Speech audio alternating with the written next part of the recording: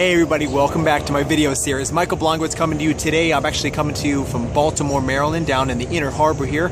Let me give you a quick shot of that before I get into this video. Beautiful.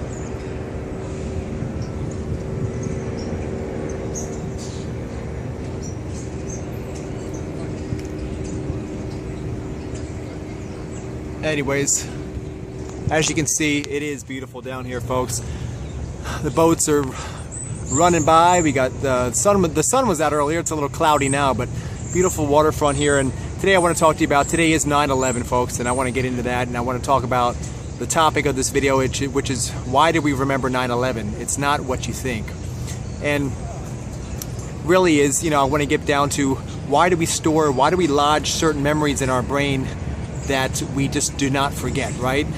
And it comes down to it, what it is these emotions are emotionally charged events that happen in our life, whether they be positive or negative, right? These emotionally stored events get stored in our brain. Why is that? Well, we tend to remember emotionally charged events, right, over, like, say, boring events, right? We remember the ones that had a lot of emotions attached to it. So 9/11 was one of those examples. And, I'm sure you could remember exactly where you were that day, who you talked to, what room you were in, and exactly what it looked around you, and bring all of that back within a split second. I remember I was in a small town in Colorado at the time, back in 2001, 13 years ago, and I was abruptly woken by my roommate to say, dude, the Twin Towers have been attacked. I was like, what?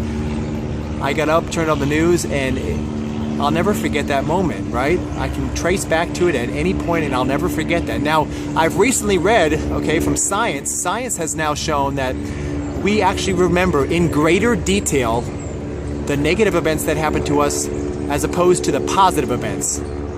And the reasoning behind this is because the negative events, why we remember them in such great detail, is that it actually serves us again in the future, perhaps to possibly save our life. So that's why there's a possibility it could save our life by remembering this. It's kind of a defense mechanism our bodies create in our system. Now, another funny thing is that we can actually be put under hypnosis, and we can be literally remember a conversation that we had with our grandfather when we were 6 years old driving in a car. We can remember the conversation word for word when we're put under hypnosis, right? But obviously we're not walking around under hypnosis 24 hours a day, or not even 8 hours a day, right? So we're going to be talking about memories that we can consciously remember that are emotionally charged events. Now, I want to take 9/11, the events that happened with that, and how that memory got lodged up in our heads, that we will never forget it. I want to transpose that into something empowering and powerful that's going to uplift you and serve you in your life. So here's the thing, folks, and we're going to talk about anchoring today and what anchoring actually means.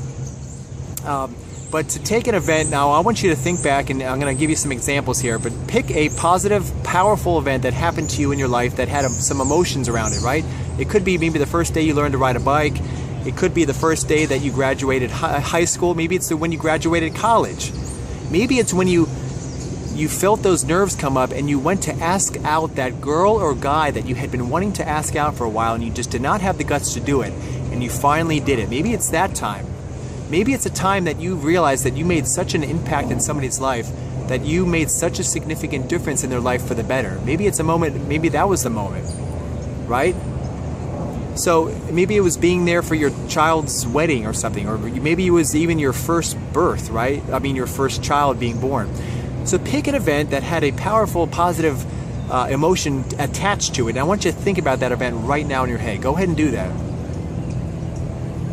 And when you pick out that event, when you have that event picked out in your mind, okay, we're going to create an anchor so that you can actually snap back into that state of mind anytime you choose to. So what we're going to do is remember back to that event, put yourself in there, remember the sounds and the smells and how everything looked around you and exactly the feelings that were going on inside you. Really get in touch with that, and I want you to create an anchor. An anchor can be anything very simple, a gesture, a movement of some sort that helps you trigger yourself back into that state of mind. So on today's example, I'll use the snapping the fingers. You can snap your fingers, you can tap your head, you can tap your shoulder, you can clap your hands together.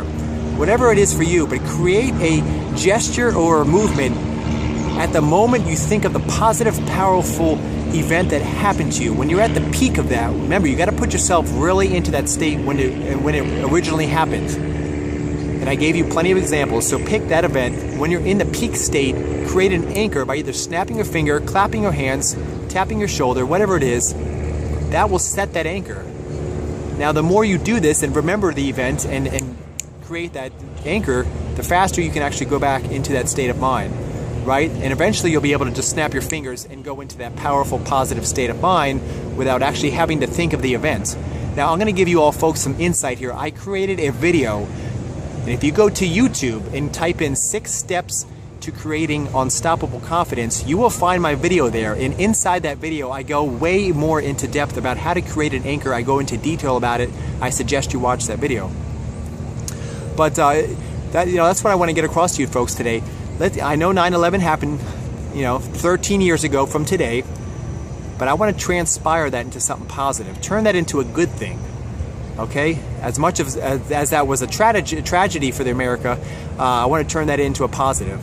So can you help me out with that? Can you take this task on, this little, this little duty that I asked you to try out? Try it out for yourself, okay? And I appreciate you coming to me today. I'm excited. I'm coming to you from Baltimore. I haven't been able to do a video here for you yet. So I want to wish you a great evening, afternoon, and I will talk to you real soon on my next video. Here's some more clips of Baltimore.